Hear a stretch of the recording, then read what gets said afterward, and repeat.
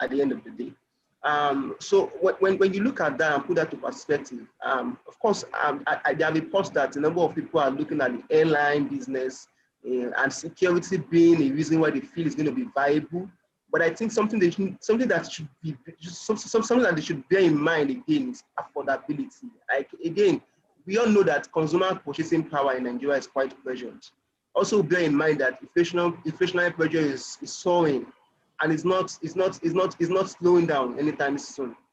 And so you then ask yourself, who are the consumers going to really be? Who are actually going to be the patronizers of this? Yes, population, we have it, over 200 million people, but you agree with me that even in the COVID year, one of the most battered sector, has been the airline space, if you ask me, because a number of people could not travel, and they had to operate below capacity, far below capacity, operating at a very huge loss.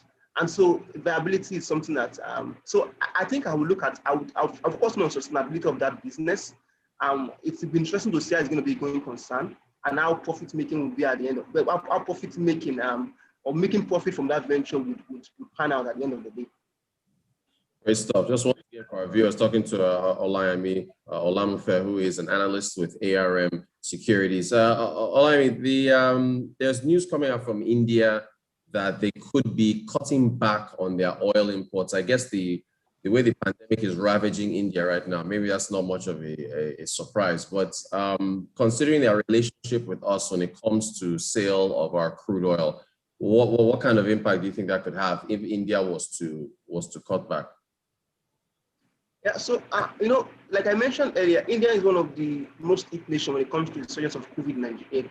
COVID globally now. We've seen COVID cases so at record high levels, And one of the reasons why they've actually cut down imports is because activity levels in India has been low. With lockdown measures, trying to contain the spread of COVID, we've not really seen the economy coming as active as it used to be. And India being the largest importer of Nigeria crude is quite important. And cutting down on importation matters a lot to Nigeria because in the bigger scheme of things, Nigeria depends hugely, of course, significantly on crude oil revenue, And so, yes, it has material impact on us. One of the things to look out for is to see how it's going to impact on our current account position as a nation. Of course, you agree with me that even without this news, our fiscal position is quite weak.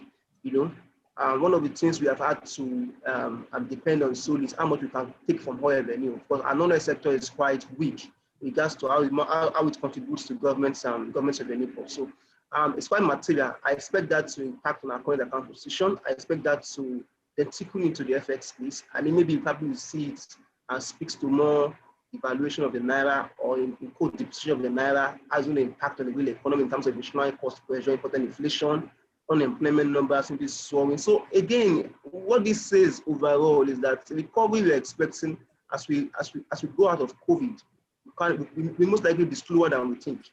You would expect that as much as government can lift from oil, you can spend on the economy. So if much is not coming from the oil fronts, as least to nothing they can do to actually revive the economy, and so that speaks to how much it's going to impact on the Nigerian position and many more. Of course, there are a number of ways it's going to impact on us. It's just to mention a few of them because of time. Got it.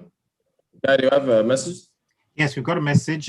This one is from Binga Akamu. He says, I hope the Indian strain of COVID-19 is not already here because we are always reactive and not proactive. That's according to Binga Akamu. But yeah, he does have a valid point though, because the restrictions are coming in. We heard them yesterday, and then it feels as though we might be reactive as opposed to being proactive to this. Olayemi, what do you think? I suspect, I don't know, maybe it's already here, but what do you think, Olayemi?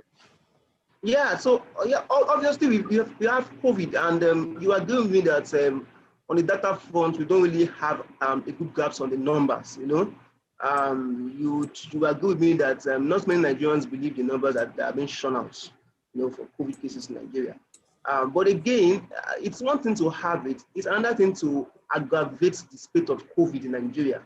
And you agree with me that compared to 2020, Q2 especially, when we had the total lockdown, things are better off now. At least people are moving around, activities are rebounding. If you look at Q4 GDP numbers, it came positive, although maybe with some bit of reservations, So COVID is here. Of course, we have COVID amidst us. But I think what is more important to government now is not to have a Indian story, not to have a Brazil story.